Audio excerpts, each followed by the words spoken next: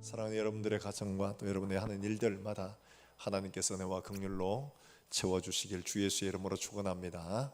우리 앞뒤 좌우로 인사합시다. 사랑합니다. 반갑습니다. 사랑합니다. 미국의 탈봇 신학교의 교수로 계시던 닐 앤더슨이라는 목사님이 그의 책에서 이런 이야기를 하나 소개를 하고 있습니다. 제자 훈련에 대한 처음 이제 사역이니까 열의를 가지고 한 청년을 양육하는 걸로 이렇게 그 청년과 약속을 하고 둘이 열의를 가지고 어떤 기대를 가지고 이제 처음 시작을 한 겁니다. 그래서 제자 훈련을 시작을 했는데 6개월이 지나도록 이렇게 보이는 것들이 그렇게 만족스럽지를 못한 거예요. 이 청년도 무언가가 지금 계속 걸리고 있고 또 목사님도 그에 대한 어떤 이상하게 알 수 없는 이 벽이 자꾸 느껴지고 이래서 별 진전이 없었습니다. 그래서 6개월 만에 그만두게 된 거예요. 둘 다 이제 어떻게 할 수가 없어가지고 그만두고 이제 목사님은 다른 사역지로 이제 가게 되어졌습니다.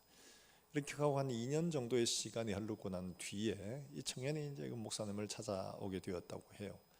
와서 이제 이야기를 하는데 자기가 왜 그때 이 제자 훈련을 하고 양육을 받으면서 왜 믿음의 성장이나 성숙이 일어나지 않았는지에 대한 이야기를 이제 고백을 하는 거예요. 그때 이제 자기는 자기 정체성에 대한 것도 분명하지 않았고 내가 그리스도인이다 이게 분명하지 않았고 또 뿐만 아니라 자기 속에 목사님에게 드러내놓기를 싫어하는 숨겨진 죄가 있었는데 이걸 내놓지를 않은 겁니다.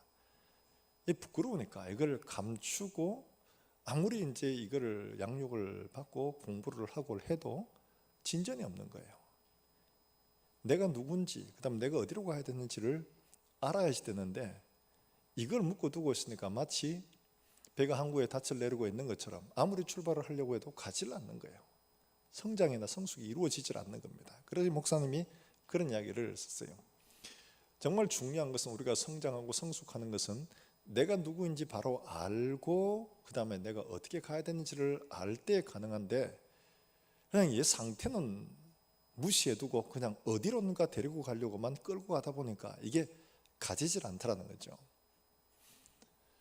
우리가 높은 산을 등반을 하려고 하면 여기 뭐 초래봉 가는 거는 뭐 고급 브랜드 입지 않아도 됩니다. 체육복 그냥 대충 걸치고 그냥 슬리퍼 신고 올라가도 얼마든지 올라갈 수 있습니다. 그런데 저기 히말라야 올라가려면 준비를 많이 해야 됩니다. 체력 훈련도 해야 되고 장비도 준비를 해야 되고 여러 가지로 많이 준비를 해야지 올라갈 수 있어요. 그렇지 않으면 올라갈 수 없습니다. 용기만 가지고 올라가지를 못합니다. 얼마 전에는 유명한 회사의 CEO가 할 수 있어 이러면서 자기는 뭐 재력으로 한다고 올라갔다 그만 사망하고 말았어요. 준비가 제대로 안 되니까. 진짜 준비해야 될 거를 제대로 준비해야 되는 거지 내가 용기만 가지고 올라간다고 갈 수 있는 게 아니거든요. 그리스도인들 역시 마찬가지로 그렇습니다. 신앙생활하는데 그리스도를 닮아가는 이건 분명한 우리의 목표입니다. 신앙생활을 레저가 아니고 취미생활이 아니에요. 내가 이것 좀 해보고 뭐 이렇게 좀 정신수양하고 이런 것 같으면 그리스도와 아무 관계없고 기독교와 아무 관계 없습니다. 그 사람은 천주교에 가든 불교에 가든 뭐 혼자 믿든 아무런 관계 없는 거예요. 근데 내가 그리스도의 은혜를 알고 그리고 그리스도를 닮아가고 영원한 나라에 소망이 있다라고 확신을 한다면 분명하게 내가 누군지를 알고 내가 어떻게 구원받았는지를 알고 내가 무엇으로 부름받았는지를 이해를 하고 그리로 가는 게 필요한 거죠. 나 자신을 제대로 모르면 바른 방향으로 갈 수가 없습니다. 제대로 준비를 할 수 없기 때문에 그렇죠. 세상에서는 우리의 신분들을 어떻게 평가를 하느냐, 세상에서는 내가 가진 것, 내가 가진 능력 이걸로 평가를 합니다. 그러니까 내가 이걸 어떻게든 내가 가진 걸 더 많이 가지려고 애를 쓰고 내 능력을 키우려고 노력을 하고 하잖아요. 그래야지만 세상이 나를 그렇게 인정합니다. 어느 회사의 CEO다, 내가 어떤 데 뭐를 하고 있다, 이게 우리의 신분이에요. 높은 자리에서 더 많은 수입을 얻고 더 많은 것을 가질 수 있는 자리가 되면 와 이러고 하죠. 가진 것 없고 능력 부족하면 쪼그라들기 마련입니다. 이게 세상의 우리의 신분이에요. 그리스도인들의 신분은 어떤 것이냐? 그리스도의 신분이라는 것은 그리스도인들의 우리가 하나님한테서 어떤 자가 되었는가를 아는 것이 굉장히 중요하죠. 이걸 제대로 알지 못하면 내가 어디로 가야 되는지도 몰라요. 그리로 가는 동력도 없어요. 내가 그걸 왜 닮아야 되는지도 이해를 할 수가 없는 겁니다. 내가 누군지를 분명히 바로 알면 내가 예수를 닮아가야 할 이유와 목적이 분명하게 서게 되거든요. 이게 동력이 되는 겁니다. 근데 마귀는 이렇게 가는 일들을 당연히 못 가게 막겠죠. 그러니까 우리가 누구인지를 제대로 알지 못하게 하고 우리가 가지 못하게 우리에게 무거운 짐을 치우고 그렇게 가다가 주저앉게 만들고 엎어지게 만들고 좌절하게 만들고 이렇게 하게 되거든요. 세상적 가치관을 뒤집어 씌워가지고 교묘하게 속여가지고 우리를 넘어지게 만들고 이렇게 하는 게 마귀가 하는 일들입니다. 하나님은 사람의 길에는 소망이 없는 걸 아시고 복음을 우리에게 주셨습니다. 그리고 이 피조물로부터 우리가 하나님 안에서 어떻게 변화되어져서 하나님 안에 어떻게 온전한 자가 되는지를 우리에게 말씀을 해주고 있습니다. 사람에게는 노력을 해가지고 될 문제가 아니었거든요. 도덕적으로 완성된 사람이 사람의 수양으로 되어지질 않는 거예요. 하나님의 관점으로 보면 사람에게는 좀 더 나은 인간, 좀 더 도덕적인 인간 될 수는 있겠지만 하나님 보시기에는 아무런 소용이 없습니다. 다 거기에요. 근본 하나님을 떠난 상태이기 때문에 하나님을 떠난 근본적인 상태 자체가 죽음이기 때문에 거기서 좀 더 나아진다고 해서 의미가 없는 거거든요. 하나님은 그래서 죄와 사망의 법에서 생명과 성령의 법으로 우리를 해방시켜 주셨고 우리를 어떻게 부르셨느냐, 하나님의 사람 또는 그리스도의 사람, 이렇게 하나님의 아들, 이렇게 우리를 불러주시게 되는 겁니다. 우리가 하나님의 아들이라고 오늘 말씀을 하고 있는데 구체적으로 우리가 하나님의 아들이 된 것이 어떻게 되어졌으며 우리가 또 어떻게 살아가야 되는지에 대한 말씀을 본문에서 해주고 있습니다. 사랑하는 여러분들, 우리가 하나님의 자녀가 어떻게 되어졌는가 하는 말씀을 통해서 우리가 하나님의 자녀가 이렇게 되어졌구나, 그럼 우리가 이렇게 살아가야 되는구나 하는 들이 우리에게 확신으로 여러분들 가슴 속에 주어지기를 주 예수의 이름으로 축원합니다. 먼저 우리가 하나님의 양자가 되었다고 이렇게 설명을 하고 있죠. 15절의 말씀입니다. 같이 한번 읽어볼까요? 15절입니다. 시작.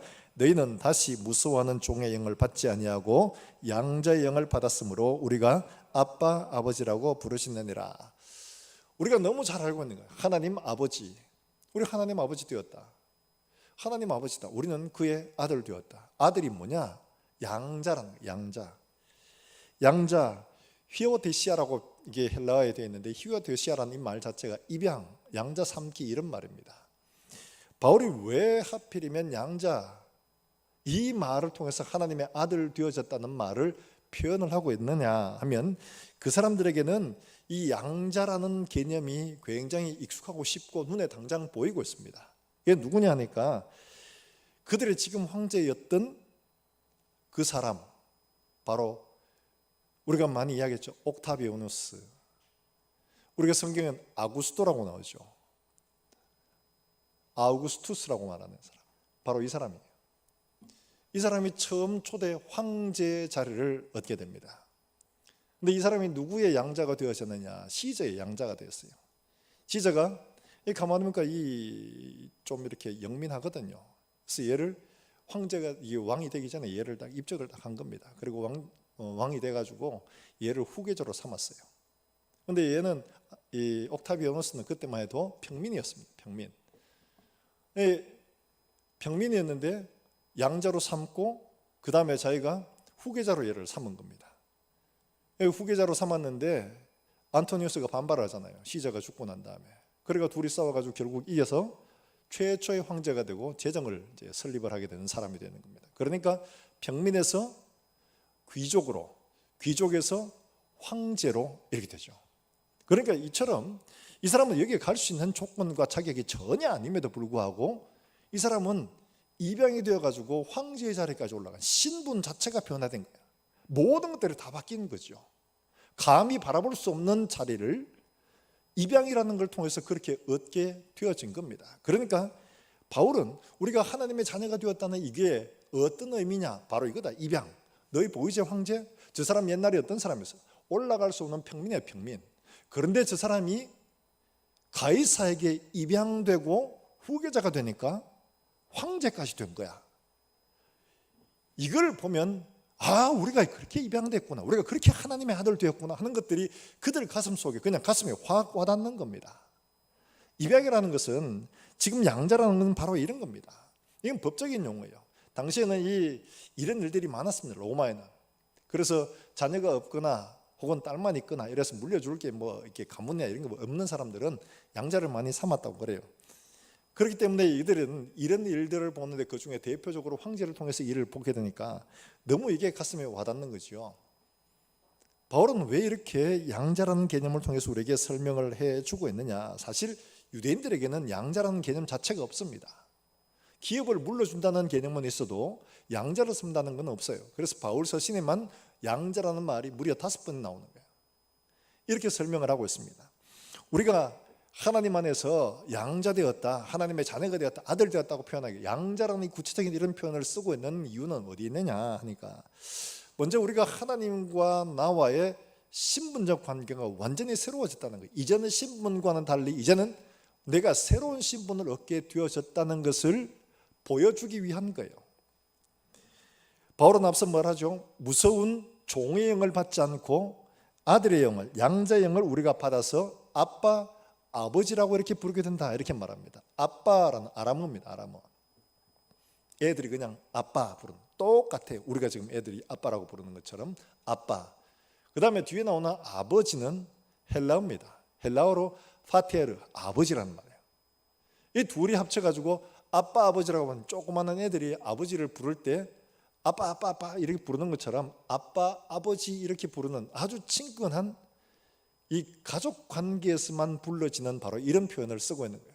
양자가 되어져서 아빠, 아버지라고 너희가 부르게 되어졌다, 이렇게 표현을 하고 있는 겁니다. 이제는 과거의 신분에서 너희는 해방되어졌고 이제는 완전히 새로운 신분, 새로운 관계로 너와 나의 관계가 이루어졌다, 이걸 설명을 해주고 있는 겁니다. 그런데 왜 이렇게 그냥 아들, 예수 믿으니까 너희 둘째 혹은 셋째라고 표현하지 않고 왜 양자라고 표현을 하고 있느냐. 양자라고 표현하고 있는 것은 혈연적인 자연적인 관계에서 이루어진 게 아니죠. 달리 말하면 예수님과 하나님의 관계와 같은 온전한 관계에서 이루어진 게 아니고 우리는 죄와 사망의 몸에서 났어요. 온전치 못한 관계에서 태어나서 이제는 새로운 관계로 되어졌기 때문에 양자라는 이런 표현을 쓰고 있는 겁니다. 우리가 노력을 해서 얻는 게 아니고 열심히 뭔가를 해서 우리에게 있는 게 아니고 순전히 양부에 의해서 이루어지는 일들이기 때문에, 그런 관계로 이루어지는 것이기 때문에 그래서 우리에게 양자라는 이런 표현을 쓰고 있는 겁니다. 그 다음에 이 양자로 되는 것은 어떻게 해야 양자가 되느냐, 어떻게 양자가 이루어지느냐 하는 것들 9절에서는 하나님의 영을 받은 사람을 이렇게 말을 하고 있죠. 하나님의 영을 받은 사람을 양자라고 이야기를 합니다. 그런데 이 하나님의 은혜에 의해서 믿음으로 받게 되지 이게 머리로만 가지고 있는 게 아닙니다. 구체적으로 14절에서 뭐라고 말하느냐, 14절에서 여러분 이렇게 표현을 하고 있죠. 하나님의 영으로, 그 다음에 어떻게 해요? 인도함을 받는 사람은 곧 하나님의 아들이라. 그러니까 이게 내가 양자구나, 내가 머릿속에 가지고 있다고 되는 게 아니고 하나님의 영으로, 그 다음에 어떻게 돼요? 인도받는 사람을 양자라고 말하는 거예요. 그럼 하나님의 영으로 인도받는다는 것을 구체적으로 뭐냐 하니까 13절에 이렇게 말합니다. 육신으로서 살면 반드시 죽을 것이로되 영으로서 몸의 행실을 어떻게 해요? 죽이면 살리니. 바로 이게 하나님의 영으로 인도받는 것이다, 이렇게 말하는 겁니다. 그러니까 우리가 양자가 어떻게 되어졌느냐, 우리가 하나님의 은혜로 믿음으로 신분을 얻었습니다. 그리고는 어떻게 신분을 얻게 되어지니까 우리가 더 이상 어떻게 해요? 육신에 속하여 육신을 따라가는 게 아니고 영을 따라가는 일들을 하는 겁니다. 영을 따라간다는 것은 육에 속한 것을 죽이지 않고는 따라갈 수가 없는 거죠. 영에 속한 것을 따라가는 이거, 인도함을 받는 이거, 육에 속한 것을 죽이고 따라가는 이것이 바로 양자라고 하는 겁니다. 단지 그냥 내가 신분을 얻었다, 이게 양자가 아니라는 거죠. 그리스도를 따라가는 거예요. 육에 속한 것들을 죽이고 영에 속한 것들을 따라가는, 하나님의 인도를 따라가는 이것을 양자라고 이렇게 표현을 하고 있는 겁니다. 그리고 이걸 누가 확정해 주느냐, 내 스스로가 난 양자야, 나 스스로가 확인하면 되는 것이냐, 나 자신이 확신하고 있는 것이면 되는 것이냐, 그게 아니라 이거는 쉽게 흔들립니다. 나에게 원인이 있으면 환경적인 문제, 여러 가지 문제들이 생기면 이게 쉽게 흔들리게 되거든요. 내가 양자됨을 누가 확인해 주느냐? 16절에 이렇게 말합니다. 우리 같이 한번 읽어볼까요? 16절입니다. 시작. 성령이 친히 우리의 영과 더불어 우리가 하나님의 자녀인 것을 증언하시나니. 여기 우리의 영과 더불어 이렇게 말하는데, 이 더불어라는 말을, 이 말에는 쉰이라는 말이 포함되어 있습니다. 이거를 어떻게 이해하느냐에 따라가 조금 달라집니다. 이 쉰이라는 이 말에는 함께라는 이런 말인데 더불어라고 이렇게 표현을 했어요. 이 더불어라는 말이 하나님의 영이 내 영과 더불어 나와 하나님의 공동으로 하나님의 양자가 된 것을 이게 인지하고 확인을 하는 거냐? 하나님이 확인을 해주는 건 이해가 됩니다. 근데 내가 하나님의 아들 되었다는 걸 인지할 수 있는 내가 그런 자격이 되냐? 자격이 안 되죠. 왜냐하니까 나는 그저 그냥 불려왔는데 내가 무슨 나 양자야 이러고 스스로 말할 수 있나요? 이분이 확인 안 해주면 할 수가 없는데 나는 스스로는 자격이 없어요. 근데 이걸 왜 이렇게 썼느냐? 너희가 그렇게 자격 없는 사람이지만 하나님의 은혜로 너희에게 주셨기 때문에 너희 속에 하나님의 영이 너희가 그렇게 된 것을 인정해 주기 때문에 너희도 그렇게 말한다는 겁니다. 바로 그렇게 말하는 거예요. 또 하나가 쉰이라는 이 말을 에게라고 이렇게 표현을 하는 분들도 있습니다. 하나님의 영이 너희에게 양자된 것을 확인시켜 준다는 거예요. 너 하나님의 양자가 된 거야, 자녀가 된 거야. 하나님의 성령께서 너희에게 이렇게 말씀해 주셔서 이게 확인이 되고 확정이 된다는 것을 이렇게 말하는 거예요. 내가 아니라 전부 다 누구로부터 되는 겁니까? 하나님의 성령으로부터 되는 것이지 나 스스로 되는 게 아니에요. 내가 열심히 공부하고 내가 열심히 도덕적인 삶을 살고 죄도 없고 흠도 없고 깨끗하기 때문에 내가 나는 이쯤 되면 양자가 되겠구나 이렇게 확인하는 게 아니에요. 이건 내게서 오는 게 아니고 하나님의 성령께서 내게 나와 더불어서 이렇게 확인시켜 준다는 거죠. 사랑하는 여러분들, 우리가 하나님의 양자가 되어진 것이 하나님의 말씀으로 기록되어진 하나님의 성령을 통해서 감동해서 우리에게 확인시켜 주심으로 되어지는 것이지 나 스스로가 이걸 가질 수는 없는 거라. 이걸 분명히 이해해야 됩니다. 그렇기 때문에 우리가 때로는 흔들리고 내가 하나님의 자녀가 맞나? 내가 이렇게 살고도 이렇게 어떻게 하나님의 자녀라고 말할 수가 있어? 라고 그런 혼란이 올 때는 무엇을 확인해야 되냐? 내 자신 스스로에 의한 게 아니라 하나님의 말씀을 통해서 하나님의 성령이 우리에게 말씀하시는 것들을 확인해야 되는 줄로 여러분 믿으시기를 주의 이름으로 축원합니다. 그러면 어떻게 되냐? 양자로 이렇게 표현을 했기 때문에 이제는 어떻게 모든 책임과 모든 권리가 누구에게 있느냐? 양부에게 있습니다. 달리 말하면 내게 진 빚 모두가 양부가 처리를 해주는 겁니다. 내가 처리하고 가는 게 아니에요. 양부가 처리하고 모든 권리, 모든 책임을 누가 지느냐? 양부가 책임지는 겁니다. 그래서 양자라고 이렇게 표현을 하는데 여러분 로마서 9장 11절의 말씀에 우리가 양자된 것들에 대해서 이렇게 설명을 하고 있습니다. 로마서 9장 11절입니다. 같이 읽어볼까요? 9장 11절입니다. 시작. 그 자식들이 아직 나지도 아니하고 무슨 선이나 악을 행하지 아니한 때에 택하심을 따라 되는 하나님의 뜻이 행위로 말미암지 않고 오직 부르시는 이로 말미암아 서게 하려 하사. 전적으로 하나님께 있다는 거죠. 하나님이 전적으로 불렀기 때문에 모든 책임을 누가 지냐? 하나님이 진다는 겁니다. 그래서 우리가 가지고 있던 그 이전에 가지고 있던 모든 채무들 누가 다 갚았느냐? 우리가 한 게 아니죠. 누가 한 거예요? 예수님이 하신 겁니다. 어떻게 해요? 십자가에 달리셨을 때 마지막 하신 말씀 있죠? 무슨 말씀 하셨습니까? 다 이루었다. 테텔레스타이, 이 상업적인 용어예요. 빚을 다 갚았다, 채무 없다, 이제 이런 말이거든요. 그러니까 우리가 진 모든 빚들을 양자로 삼으시는 하나님이 다 갚아 주시고 우리를 면제시켜 주신 거예요.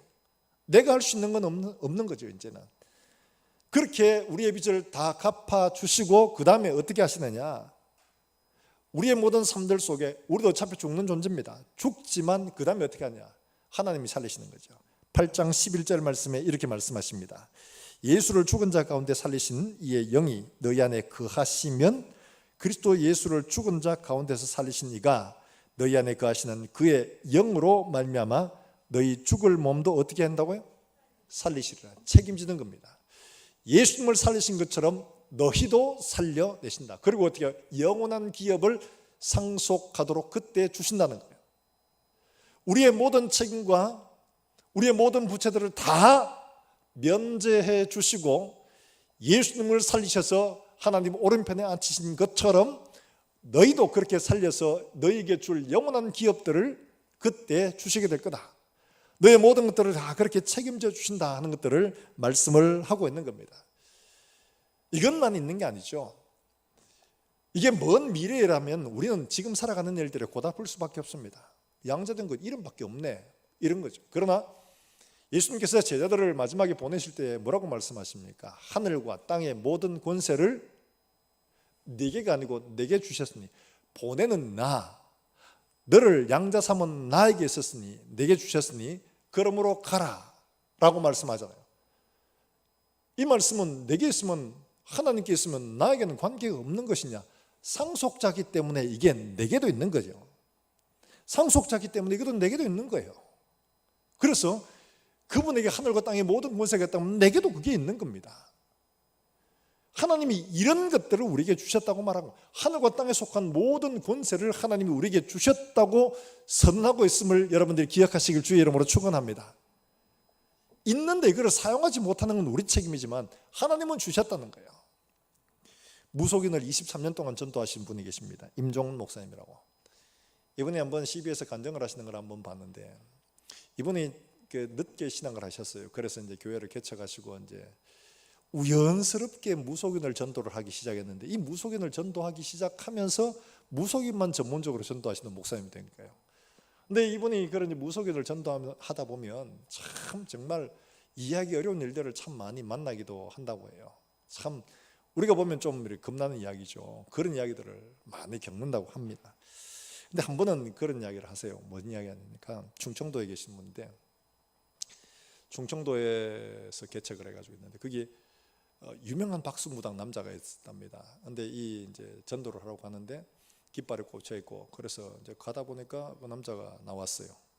나와 있는데, 그래서 나는 목사다 소개를 하고 그분하고 이야기하는데, 그 사람이 따라오라고, 들어오라고 해서 들어가서 이야기를 하다 보니까 이분이 다리가 한쪽이 이제 이미 한 반은 잘라냈어요, 썩어서. 근데 이제 이분이 이것 때문에 이제 여러 가지 좀 어려움이 많았죠. 그래서 이제 전도를 하면서 당신하고 나하고 이 사람이 굉장히 신령하답니다, 말하자면. 그래서 그 충청도에서 유명한 정치인, 사업가들 막 줄줄이 이분한테 찾아와서 탁 묻고 그래요. 이분이 딱 가다가 뭔가를 딱 보면 그 다음 좀 있다 보면 반드시 그 사람이 나타난답니다. 그럴 만큼이나 아주 우리가 말하는 이 영빨 있는 이런 사람이에요. 근데 이 사람이 이제 다리가 이래가지고 굉장히 괴로웠죠. 그러다가 목사니까 같이 이야기 나자, 같이 우리 같은 업계에 종사하는 사람이니까. 이래가 두 사람이 얘기를 하는데, 이분이 그러더랍니다. 자기 할머니를 굉장히 욕을 하는 거예요. 왜냐하니까 할머니가 무속인이었어요. 근데 이 다리가 그렇게 썩어 들어가서 할머니가 죽었답니다. 그 병이. 그러니까 자기도 그렇게 죽을 줄 알고 있었어요. 이제 자기하고 나하고 이제 일주일에 2번씩만 만나서 이야기를 하자고 하고, 이분이 가서 전한 건 다른 거 하나도 아닙니다. 뭘 했냐? 예수는 그리스도시다. 예수는 하나님이시다. 하나님이시고 우리 죄를 위해 죽으셨고 우리에게 이런 일을 하신다. 예수를 믿으면 구원을 받는다. 이거를 계속 반복해서 한 거예요. 세상 이야기는 2번 듣고 3번 들으면 재미없습니다. 근데 복음은 2번 듣고 3번 들어도 더 기쁜 거죠. 그래서 이분이 가면 예수는 그리스도시다. 그리스도시다. 이분은 왕이시다. 왕의 권세를 가지신 분이고 왕이 오시면 문제가 해결된다. 예수는 왕이시다. 이야기하는 거예요. 그래서 만나가지고 한 번 보고 2번 보고 이렇게 얘기를 하다가, 이분은 이제 그 정도로 영빨이 있는 이런 사람인데, 자기에는 몸주가 따로 있고, 무당들이 그렇다대요. 몸주가 따로 있고 몸주에게 부려지는 소위 귀신들이 있답니다. 이 귀신이 둘이가 있어요. 하나는 동자가 있고 하나는 할아버지가 있답니다, 이 사람에게. 근데 한날은 가다 보니까 이 사람이 기운이 틱 죽어 있어요. 그래, 왜 그러냐 하니까 동자가 나가시오 이라는 거예요. 동자 하나 나간 거예요 이제. 그래가 잘 됐다고 그러면서 또 이제 예수는 그리스도라고 전하고, 그러고는 이제 그 다음 주에 갔더니만은 이 풀이 다 죽었어요. 그걸 왜 그러냐 했더니만 이제는 할아버지가 나갔대요. 이제 몸주만 남은 거죠. 이 속으로 잘 됐다고 생각하죠. 이분이 어느 정도로 신령하나, 이 목사님이 기도를 좀 덜 하고 오면 오늘은 기도를 좀 덜 했네 이러면서 그렇게까지 맞출 만큼 용하답니다. 이런 분이었어요. 이 목사님 또 사모님도 기도를 좀 하시는 분인데 이분이 이 무당이 알아본답니다. 그래서 물어본답니다. 내한테 무슨 일이 있을지에 대한 것들을 사모한테 물어보는 거예요. 무당이. 그런 사람이 있는데 그 다음에 가니까 완전히 그냥 막 기운이 쭉 빠져 있는 거예요. 왜 그러냐 했더니 이제는 완전히 맹탕대쇼 이라는 거예요. 그리고 그게 무슨 말이냐 했더니 이제 몸주가 나갔다네. 몸주가. 귀신 부리던 거 다 나가고 이제 몸주까지 다 나갔으니까 이 사람은 더 이상 점을 칠 수가 없어요. 점 치면 이게 점이 안 돼. 점이 하나도 안 돼. 그렇게 돼버렸어요. 놀라운 것은요, 그 다음에 이 사람의 다리가 깨끗해지더랍니다. 그분 말씀이 뭐라고 하냐니까 내가 그 사람에게 안수한 적도 없고 그 사람 위해 기도한 적도 없대요. 나는 단지 예수는 그리스도시고 이 그리스도의 권세가 세상 모든 것들을 만드신 분이다. 왕이 다스리면 모든 것들이 해결된다. 왕을 믿어야 된다. 왕을. 이거밖에 한 게 없대요. 예수 그리스도의 이름이 그 사람을 성하게 했다고 이렇게 이분이 이야기를 하시더라고요. 사랑하는 여러분들, 그분이 무슨 하나님 앞에 무슨 50일, 40일 금식 기도회가 신령을 받아 그런 거 한 번도 없대요. 이 사람은. 처음에 무당을 전도할 때도 굉장히 두려웠답니다. 그랬는데 다름이 아니고 분명하게 확신하는 것은 우리에게 주신 그리스도의 이름이 능력이 있기 때문에 귀신들이 꼼짝 못하는 거 본인이 알고 있는 거예요.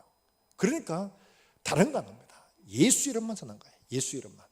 그랬더니만은 이 사람이 완전히 맹탕대표고 이제는 건강에 대해 의존을 하고 지금은 아파트 경비원으로 일하고 계신답니다. 교회를 섬기십니다. 이분 교회 나오면서.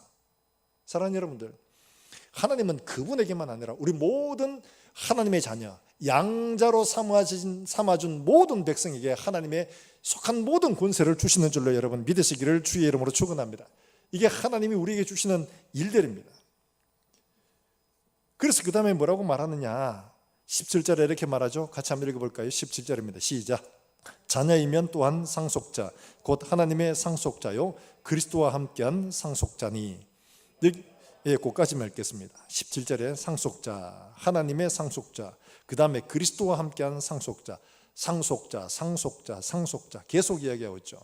그런데 특별하게 또한 상속자요 하나님의 상속자요 그 다음에 그리스도와 함께한 상속자로 이렇게 표현합니다. 이게 함께한, 함께라는 말, 쉰이라는 말인데 이게 포함되어 있는 말이에요. 이 함께한 상속자라는 이 말은 무슨 말이냐니까 공동상속자라는 이런 말입니다. 달리 말해 우리가 하나님의 자녀가 되었으니까 하나님의 자녀가 많잖아요. 그러면 그 많으면 예수님하고 우리 중에 다 n분의 1로 나누어서 하나님 나라를 상속하느냐, 그게 아니고 우리 현행법던 거예요.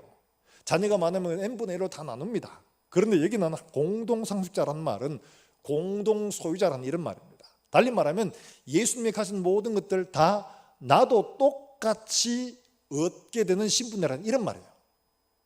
하늘과 땅의 모든 권세를 내게 주셨으니까 그 권세 누구 거예요? 나도 똑같이 상속했다는 말입니다. 공동상속자라는 이야기예요.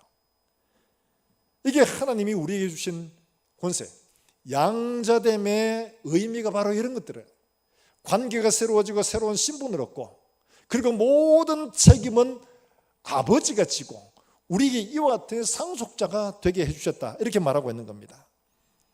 이 상속이 어떻게 이루어지느냐, 이미 그리스도께 준 모든 것들을 다 우리도 공동으로 얻게 되는 겁니다.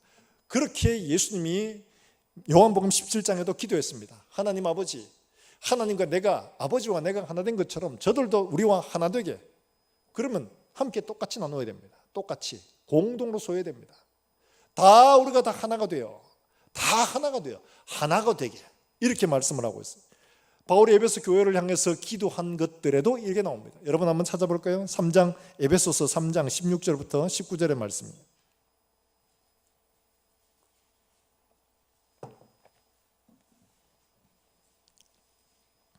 에베소 3장 16절부터 19절의 말씀,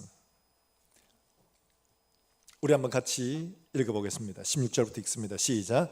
그의 영광의 풍성함을 따라 그의 성령으로 말미암아 너희 속사람을 능력으로 강건하게 하시며 믿음으로 말미암아 그리스도께서 너희 마음에 계시게 하시었고 너희가 그 사랑 가운데서 뿌리가 박히고 터가 굳어져서 너희 모든 성도와 함께 지식에 넘치는 그리스도의 사랑을 알고 그 너비와 길이와 높이와 깊이가 어떠함을 깨달아 하나님의 모든 너희에게 할렐루야. 거기에 누구의 충만을? 하나님의 충만이죠. 그걸 누구에게요? 너희에게 충만하기를. 그러니까 하나님의 모든 충만, 모든 것들이 다 누구에게요? 너희에게 충만하기를. 너희에게 다 그대로 얻기를. 하나님의 모든 것들이 우리에게 충만하게 이루어지도록 바울이 기도하고 있는 거예요. 어떻게? 지혜와 지식으로 충만해지고 하나님이 우리 마음에 계시고 그리고 그리스도의 사랑을 알게 됨으로 말미암아 이런 것들이 우리에게 충만해지는 것들을 경험하게 된다는 것을 말씀하고 있거든요. 사랑하는 여러분들, 하나님은 우리에게 하늘에 속한 것뿐만 아니라 하나님께 속한 모든 것들을 우리에게 상속해 주시기를 기뻐하시는 줄로 여러분 믿으시기를 주의 이름으로 축원합니다. 그러므로 우리가 하나님의 양자되어져서 하나님과 새로운 신분, 새로운 관계가 되어졌고 우리의 모든 것들은 하나님이 책임지시겠다고 이미 약속을 해주셨고 그리고 우리에게 주신 것들은 뭐냐? 하늘에 속한 모든 것들이 다 우리에게 주신 상속하신 것이라. 이게 우리에게 주신 양자됨이라는 거예요. 사랑하는 여러분들, 우리가 이런 존재라는 사실을 우리가 분명히 바로 깨달으면 우리가 그리스도를 닮아가는 일들이 고달프고 어려운 일들이 아니라 기쁘고 감사한 일들이 됩니다. 너무 먼 당신에게 갈 수 없는 거리를 내게 쫓아오라 하면 부담스럽고 갈 수 없어요. 근데 이게 이미 함께 하신 분이라면 갈 수가 있죠. 사랑하는 여러분들, 우리에게 이런 은혜가 있기를 주 예수의 이름으로 축원합니다. 뿐만 아니라 우리가 상속자이면 그 다음에 어떻게 되냐? 우리가 비교할 수 없는 영광을 기다리라 이렇게 말씀하고 있죠. 17절과 18절 말씀입니다. 우리 같이 한번 읽어볼까요? 17절과 18절입니다. 시작. 자녀이면 또한 상속자 곧 하나님의 상속자요 그리스도와 함께한 상속자니 우리가 그와 함께 영광을 받기 위하여 고난도 함께 받아야 할 것이니라. 생각하건대 현재의 고난은 장차 우리에게 나타날 영광과 비교할 수 없도다. 할렐루야. 아니 상속 좋고 영광도 좋아요. 근데 고난은 좀 빼고 주시면 좋겠는데 근데 그게 그렇게 말하고 있지 않습니다. 뭐라고 말하느냐? 그게 있는 것처럼 하나는 그리스도와 함께한 상속자인데 우리가 그와 함께 영광을 받기 위하여 가만히 있으면 된다고 한 게 아니고 고난도 함께 상속해야 된다고 얘기합니다. 이건 좀 빼고 하셨으면 참 좋겠는데 인쇄 잘못된 거 아닙니까? 그대로 된 겁니다. 똑같습니다. 고난도 함께 받아야 된다 이렇게 말하고 있어요. 그럼 왜 고난을 받아야 되느냐? 본문의 말씀 속에 그대로 드러나게 되는데요. 그게 뭐냐 하니까 우리가 그리스도와 함께 한 상속자, 그리스도와 함께 한 상속자로 이야기를 하고 있는 거죠. 그리스도와 함께 한 상속자라고 말하는 것은 그리스도와 함께 똑같이 함께 같이 지고 가는 예수님이 받으신 그 상속 그대로 우리가 다 함께 상속한다는 거죠.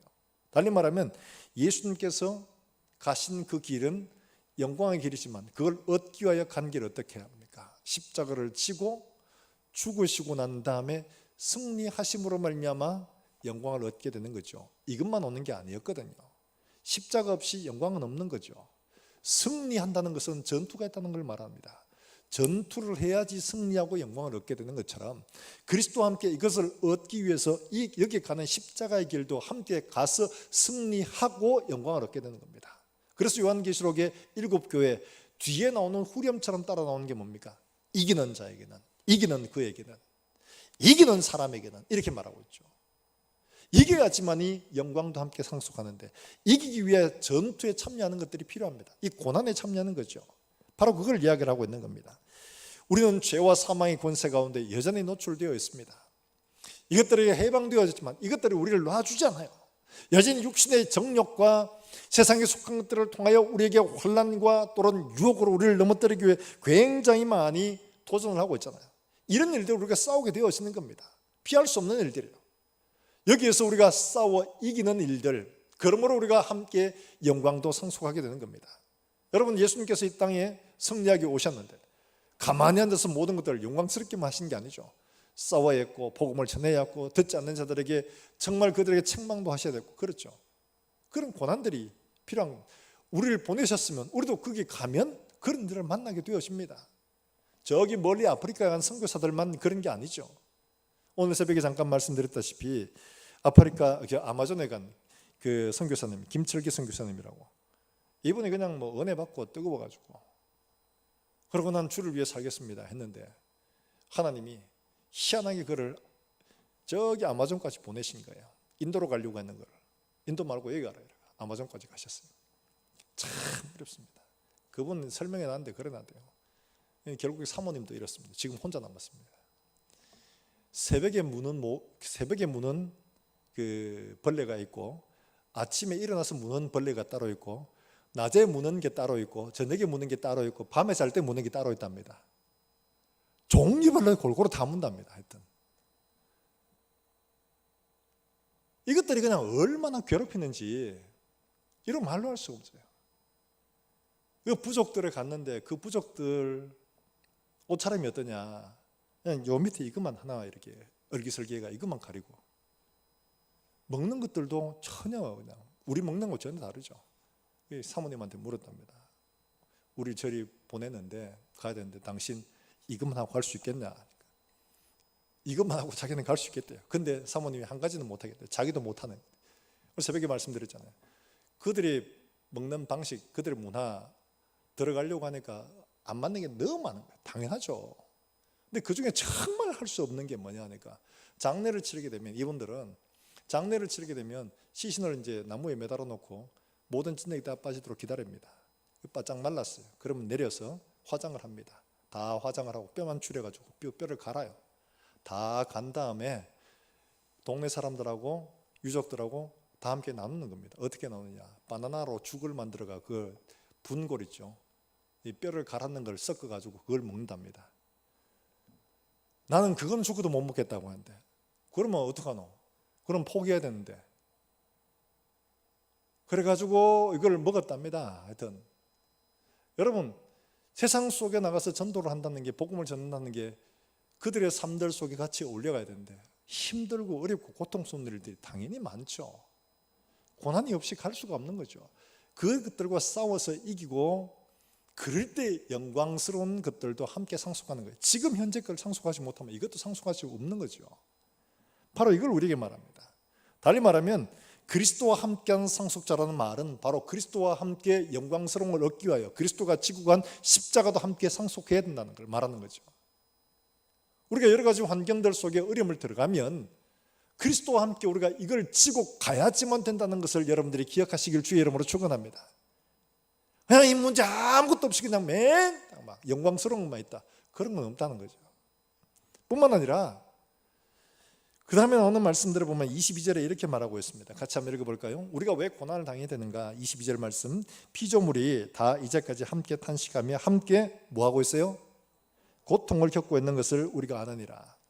창세기 3장에서 아담과 하와가 타락하라고 쫓겨나야 할 때 땅이 너로 말미암아 저주를 받고 가시와 엉겅퀴를 내고 너는 땀을 흘려야지만이 수고한 것을 먹고, 하나님이 심판하시잖아요.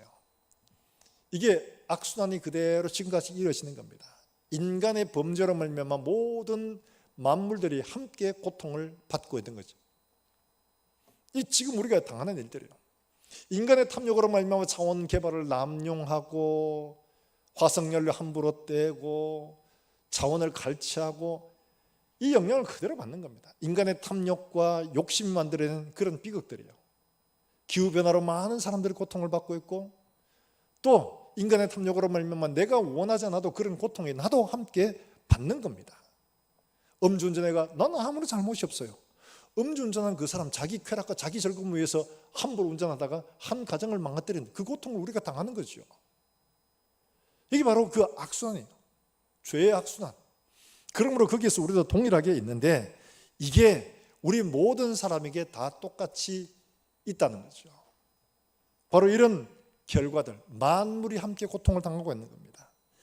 뿐만 아니라 우리 자신들도 23절에 보면 그뿐 아니라 우리 곧 성령의 처음 익은 열매, 이걸 받은 우리까지도 속으로 탄식하며 양자될 것 곧 우리 몸의 속량을 기다리느니라 이렇게 말씀하고 있어요. 성령의 처음 익은 열매라는 오순절 마가의 다락방의 성령의 열매를 말하는 거예요. 그 성령을 받은 사람들까지도 속으로 탄식하는 거예요. 성령을 받는데 탄식하는 것은 이런 고통의 문제 가운데서 여전히 우리가 벗어나지 못하고 여전히 고난 가운데 한편으로 앞에 바울이 말한 것처럼 하나님의 법을 따라가려고 하는 우리 속에 이미 너무 오랫동안 익혀온 이 육신의 법을 버리지 못해서 있는 고난들, 그래서 우리 마음에는 우리가 완전하게 하나님 앞에 성화되는 그날을 기다리는 거예요. 바로 그 말입니다. 나도 언제쯤 이런 모든 고통에서 벗어날 수 있을까 하는 이게 탄식이 되는 거예요. 이게 우리가 함께 있다는 거죠. 이런 고통 가운데 우리가 이걸 어떻게 버티느냐 우리에게 말씀해 주고 있습니다. 여러분 25절 같이 한번 읽어보겠습니다. 25절입니다. 시작. 만일 우리가 보지 못하는 것을 바라면 참음으로 기다릴지니라. 참음으로 기다려라. 다른 방법 없다. 참음으로 기다려라. 그럼 무조건 입 꼭 다물고 입 깨물고 그냥 기다려야 되냐? 그게 아니에요. 그렇게 기다리면 우리 견딜 수가 없습니다. 8장 18절 말씀에 그래서 이 말씀을 하고 있는 겁니다. 우리 18절 말씀 같이 읽어봅니다. 시작. 생각하건대 현재의 고난은 장차 우리에게 나타날 영광과 좋게 비교할 수 없도다. 옛날엔 좋기라는 말이 있습니다. 이게 지금 빼놨죠. 장차 우리에게 나타날 영광과 비교조차 가능하지 않다. 현재의 고난이 그렇다는 거죠. 여기 생각하건대 이 말은 뭐 쉽게 말하면 생각해 보니까 이 말이에요. 결론적으로 이런 말입니다. 딱 결론이 그렇다는 거예요. 달리 말하면 우리에게 주어진 일들, 우리에게 주어진 일 결론은 이거다. 결론은 우리가 지금 현재 당하고 있는 고난, 앞으로 주어질 것 비교가 자체가 안 된다. 그런데 거기 나오는 말 현재의 고난은 우리에게 나타날 영광이라고 말하는 그 나타난다는 것은 앞으로 주어진다는 이런 말이라기보다는 여기에 어떤 말이 있냐니까 이 말은 이 나타날 이란 말이 아포칼립토라는 말이에요. 여러분 아포칼립토라는 말 어디 좀 들어본 거 같죠? 요한계시록이 아포칼립시스입니다. 그러니까 이거는 가려진 것을 드러내다는 그런 말이에요. 그러니까 장차 나타날 이 말은 벗겨놓으면 이 말입니다. 벗겨놓으면. 그러니까 우리에게 계시되는 것들은 바로 그거다. 그러니까 겉으로 보기에는 고난이에요. 고난인데 이게 껍데기를 벗기고 보니까 그게 영광이더라는 거죠. 그런 말입니다. 장차 우리에게 계시될 영광은 지금 보기에는 고난으로 위장을 하고 있다는 거예요. 바로 그걸 말하고 있는 거죠. 사랑하는 여러분들, 우리가 고난을 이겨낼 수 있는 힘은 어디서 오느냐? 우리가 받을 것들을 바라보게 되면 참음으로 넉넉하게 견딜 수 있습니다. 보이지 않으면 견딜 수가 없죠. 언제 끝나는데, 이거 언제까지 해야 되는데, 몇 번 해야 되는데 이렇게 될 수밖에 없습니다. 그래서 바울은 우리에게 장차 나타날 그 영광, 우리에게 지금 현재 이게 고난이 이렇게 포장되어 있지만 벗기고 보면 이거 하나님이 우리에게 주실 영광이다. 비교 자체가 안 된다. 우리에게 이렇게 말하고 있는 겁니다. 사랑하는 여러분들, 초대교회 성도들이요, 제가 말씀드렸다시피 초대교회 성도들이 세상 사람들에게서 두려움의 대상이 됐던 게 뭐냐? 바로 이것 때문이었습니다. 두 번의 전염병을 통해서 교회가 이렇게 많이 성장했다고 말씀드렸잖아요. 그 기록들을 보면 이방 종교들에게는 죽음 이유라는 게 없습니다. 그 소망이라는 게 없습니다. 그런데 이상하게 이 기독교인들은 이런 전염병으로 수많은 사람들이 죽어나가는 데 있어서 이 사람들은 죽음에 대한 공포가 없더라는 거예요. 그 너는 왜 죽음이 두렵지 않냐? 우린 죽음 별로 두렵지 않다. 우리 죽으면 감사하지. 우리는 천국 가는데. 그게 뭐냐? 이들에게는 죽음 뒤에 이르는 세상에 대한 소망이 너무 확실해서 이게 눈앞에 있는 이런 것들이 그들에게 두려움의 대상이 되지 않더라는 거예요. 이걸 보니까 야, 저들에게는 우리에게 없는 놀라운 것들이 있구나. 두려운 거예요, 이 사람들이. 왜 우리는 이게 두려운데 저들은 이게 두렵지 않느냐는 거예요. 원형 경기장에 끌려와서 사람들이 사자의 밥이 됐는데 이들이 놀란 게 로마 시민들은 놀란 거예요. 왜? 그게 두려워하잖아요. 사람들은 막 무서워서 막 소리 지르고 비명 지르고 도망가고 이런데 이 그리스도인들은 그렇지 않다는 거예요. 도대체 저 사람들은 왜 저러냐? 왜? 무엇 때문에 그러냐? 우리에게 주신 나타날 영광을 바라보기 때문에 그렇습니다. 사랑하는 여러분들, 하나님이 우리에게 주시려고 하는 이 영광의 소망들을 굳게 붙드시기를 주의 이름으로 축원합니다. 이게 보이지 않으면 견디기 어려워요. 우리가 당하는 고난들 이기기 힘들어요. 그러나 이게 분명하면 나타날 영광을 바라보고 현재 있는 것들 기쁨으로 감당하고 이겨낼 수가 있습니다. 하나님은 우리에게 양자로 삼아주셨습니다. 양자를 삼아주신 것은 왜 그러냐? 우리에게 새로운 신분으로 우리가 가야 할 길들을 바라보고 믿음으로 그리스도를 닮아가도록 하기 위해서입니다. 사랑하는 여러분들, 우리가 하나님 앞에 어떻게 살아가야 할 것을 우리에게 보여주고 계시는데, 새로운 신분이었으면 하나님이 우리에게 주셨고 우리의 모든 것들을 책임져 주시고 우리의 하늘에 속한 것들을 상속해 주십니다. 그러나 그 가운데 고난도 함께 포함되어 있습니다. 그러나 분명한 것은 우리에게 나타날 것들은 지금 현재 고난과 좋게 비교할 수 없는, 이게 열고 보니까 하늘에 속한 신령한 것들, 말로 이루할 수 없는 것들 우리에게 약속을 해주고 있는 거죠. 사랑하는 여러분들, 이런 은혜가 우리 모든 성도들에게 소망이 되고 기쁨이 되고 살아갈 힘이 되기를 다시 한번 더 주의 이름으로 축원합니다. 축원합니다. 우리 한번 함께 찬송하고 기도하겠습니다.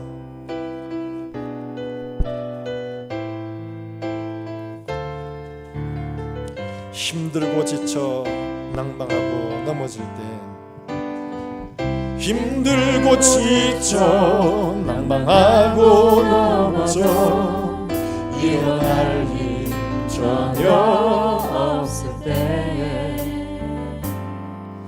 조용히 다가와 손 잡아주시며 나에게 말씀하시네.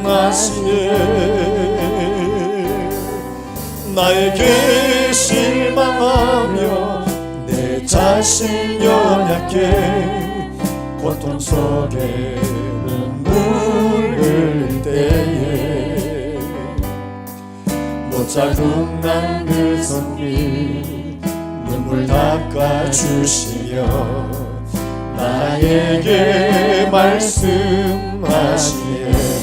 너는 내 아들이라, 너는 내 아들이라. 오늘날 내가 너를 낳도다. 너는 내 아들이라. 나의 사랑하는 내 아들이라. 너는 내 아들이라. 너는 내 아들이라. 오늘날 내가 너를 낳도다. 너는 내 아들이라. 나의 사랑하는 언제나 변함없이 너는 내 아들이라. 언제나 변함없이 너는 내 아들이라. 나의 심장과 고통, 나의 고통, 내 삶의 그 고통으로 내가 너를 낳았으니 너는 내 아들이라. 너는 내 아들이라. 오늘날 내가 너를 낳도다. 오늘날 내가 너를 낳도다. 너는 내 아들이라. 날 사랑하는 내 아들이라. 우리가 이 시간 함께 기도할 때에 하나님 우리에게 주신 이 놀라운 은혜의 신분들을 우리가 망각하고 세상 속에 가진 것들, 취하는 것들, 능력들로만 우리 자신들을 비교하고 있지 않은지 돌아보게 해주시기를 원합니다. 십자가로 말미암아 우리를 양자로 삼아주셨는데 그의 아들에게 주신 모든 것들을 우리에게 상속해 주시마 약속을 하셨고, 또 뿐만 아니라 고난도 우리에게 상속해 주셨지만 우리에게 나타날 영광, 좋게 비교할 수 없는 것들로 우리에게 채워주심을 우리가 믿고, 우리 하나님 아버지, 우리가 살아가는 동안에 그리스도를 닮아가게 하시고 하늘의 영원한 것들을 하나님 아버지가 소유한 사람으로 살아낼 수 있도록 주님 은혜를 베풀어 주시기를 원합니다. 현재 당하는 고난 좋게 비교할 수 없는 하나님의 영광임을 알고 넉넉히 인내하며 견딜 수 있는 믿음도 허락해 주시옵소서. 우리 한 목소리 함께 통성으로 기도하겠습니다. 살아계신 하나님 아버지 은혜를 감사합니다. 오늘날 우리를 양자로 삼으시고 하나님의 거룩한 신분으로 불러주시며 우리로 아빠 아버지라 부를 수 있게 하여 주신 하나님의 은혜에 우리가 다시 한번 생각하고 감사할 수 있는 믿음도 허락해 주시기를 원합니다. 우리의 마음을 열어 하나님 알게 하시고 깨닫게 해 주시기를 원합니다. 하나님의 성령께서 우리 마음 가운데 확정해 주시고 우리가 하나님 아버지 확신하고 하나님 흔들리지 않고 이 분명한 일들을 그리고 하나님 우리를 부르실 때까지 믿음으로 살아가는 종들이 걸어갈 수 있도록 주님 은혜를 베풀어 주시기를 원합니다. 하나님 아버지 우리에게 모든 것들을 책임져 주시마 약속하셨고 하늘에 속한 모든 것들 우리에게 은혜로 상속해 주시마 약속하신 그 말씀 우리가 믿음으로 붙들고 하늘에 속한 모든 신령한 은혜와 은사와 건설을 믿음으로 받고 하나님 이 땅 속에 살아가는 동안에 누리며 하나님 살아갈 수 있는 살아가는 종들이 되게 해주시기를 원합니다. 하나님 아버지 우리가 영원한 것들을 상속하여 하나님 아버지 영원한 것들을 바라보고 갈 때 때로는 고난과 어려움들을 만날지라도 우리가 뒤로 물러간 침례에 빠질 자가 아니라 영혼을 구원하며 믿음을 가진 자로 담대하여 하나님 승리한 살아가는 종들이 되게 하시고 현재 우리가 당하는 고난들 속에 숨겨진 하나님의 영광과 하나님 아버지 우리에게 주실 영원한 상속을 바라볼 수 있는 눈들이 열려지게 해주시기를 원합니다. 하나님 아버지 우리를 아들 삼아 주셔서 주님 오실 그날까지 우리를 온전하게 하나님 성숙시키게 하실 하나님의 은혜를 우리가 사모하고 주님 부르실 그날까지 힘있게 하나님 아버지의 길을 잘 달려가서 하나님 앞에 영광스럽게 영원한 나라 영원한 기업을 상속하는 우리 모든 권속들이 되게 하여 주시옵소서. 하나님 아버지 은혜를 감사합니다. 오늘 우리에게 말씀하시는 하나님의 음성을 듣고 하나님의 성령께서 우리 각자의 심령들 속에 증거하시고 확신시켜 주시기를 원합니다. 우리의 살아가는 동안에 우리가 당한 여러 가지 많은 문제들 앞에서 주눅들거나 뒤로 물러가지 않게 하시고 영원한 것을 상속시키기 위하여 지금 현재 보이는 이 고난을 우리에게 허락하신 줄 믿고 하나님 아버지 기쁨으로 넉넉히 인내하며 장차 나타날 영광을 바라보고 하나님 견뎌낼 수 있는 믿음도 또한 허락해 주시옵소서. 영원한 나라 영원한 것을 온전히 얻기까지 인내하여 하나님 앞에 상속하는 기쁨의 모든 권속들이 되게 해주시기를 원합니다.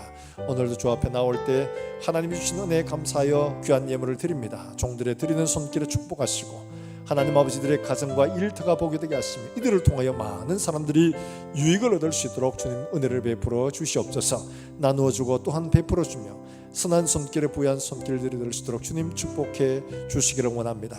건강 때문에 하나님 앞에 기도하는 종들에게 건강을 허락하시고 하나님 아버지 경제의 문제와 가정의 문제로 하나님 앞에 부르시는 종들에게 하늘의 권세를 허락하여 주시옵소서. 하나님 아버지 오늘도 하나님 앞에 나와 예배하는 종들에게 기도하고 간구하는 모든 제목들 위에 하나님 은혜를 베풀어 주시며 하나님 아버지가 구하거나 생각하는 것보다가 더 넘치도록 능히 하실 하나님을 기대하게 해 주시옵소서. 하나님 아버지 오늘도 이 자리에 함께 참여하지 못하고 멀리 출타 있는 사랑하는 자녀들 어디에 있든지 간에 하나님 함께 하시고 하나님 앞에 무릎을 드리는 예배의 자리가 되도록 주님께서 축복해 주시고 하나님 아버지 멀리 주의 복음을 전하는 사랑하는 선교사들에게 은혜를 더하시며 그들의 사역을 통해서 수많은 백성들이 하나님 앞에 돌아오는 놀라운 역사가 일어나게 하여 주시옵소서.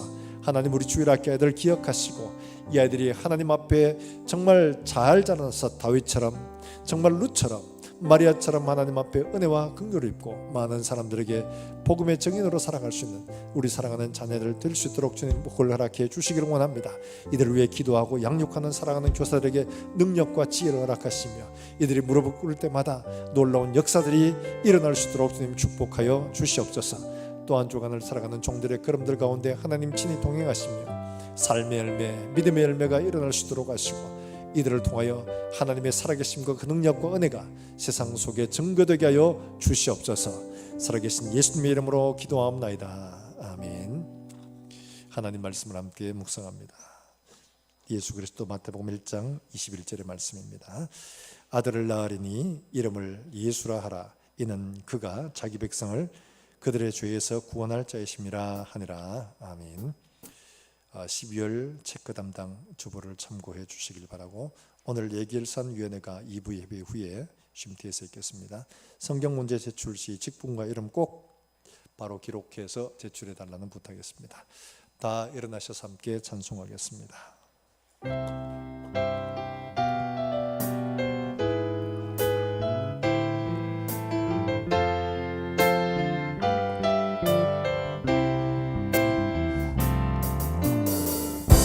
주 안에 우린 하나, 모습은 달라도 예수님 한 분만 바라네.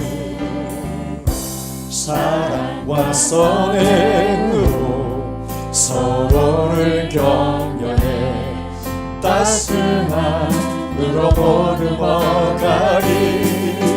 주님 우리 안에 함께하시는 형제자매의 기쁨과 슬픔 느끼네. 내 안에 있는 주님 모습 보네.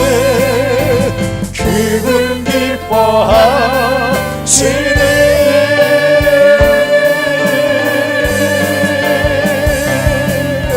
주님 우리 통해 계획하신 부족한 입술로 찬양하게 하시네. 주님 우리 통해 계획하신 너를 통해 하시길. 주님 우리를 통해 계획하신 일 우리 앞사람 찬양하게 하겠습니다. 부족한 입술로 찬양하게 하시네. 주님을 통해 계획하신 너를 통해 하시기를. 이제는 구주 예수 그리스도의 은혜와 우리 하나님 아버지의 무궁하신 사랑과 성령의 교통하심이 말씀을 받고 돌아가는 모든 종들 위에 이제와 영원까지 함께 있을지어다. 아멘.